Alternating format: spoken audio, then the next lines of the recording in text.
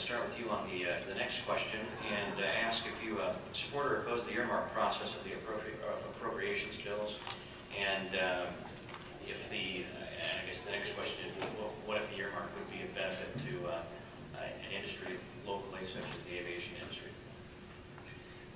Thanks. That's a great question.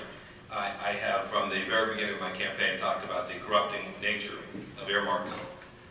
When private companies seek to gain benefit from government favor in the dark of the night by a piece of legislation that's tucked away, not really contemplated by our legislature, is just simply wrong. And so I've made a commitment early on in the campaign that I would not participate in the earmark process. And of course, the great fear is that the 4th District, Kansas, will be a loser as a result of that. We won't get something brought home for us. There's nothing to bring home. We are at a very, very unique part of our fiscal life. There are many congressmen who have not participated in the earmark process. I read a Wall Street Journal article just the other day that talked about how the congressmen whose districts don't participate in the earmark process have economic growth that exceeds those that do. It is a fool's errand to think that the 4th District of Kansas is going to be a net winner in the earmark process. When you get that bridge in your own district, make sure you can be sure that there's 7 very big bridges built in Seattle or Hoboken.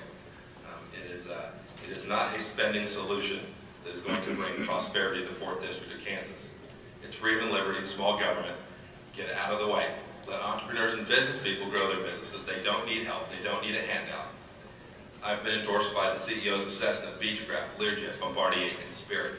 All 5 of the 6 largest employers, private employers in the 4th District of Kansas. They do not want handouts. They do not want earmarks. They want the federal government out of their business. They want a tax code that will permit them to grow their companies.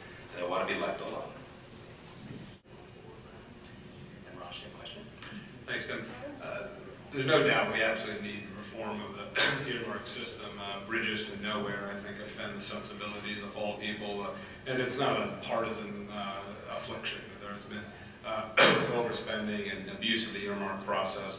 I think we can all agree to that. But I think, as Gene mentioned, there is spending from the federal government, and some of it is strategic and targeted, and it helps create jobs. So I think the principle is very simple. If there's a federal project or that creates jobs and is good for Kansas, should be supported. And abusive spending that's not needed, that's a waste, that's clearly political pork, should be opposed. Gene, do you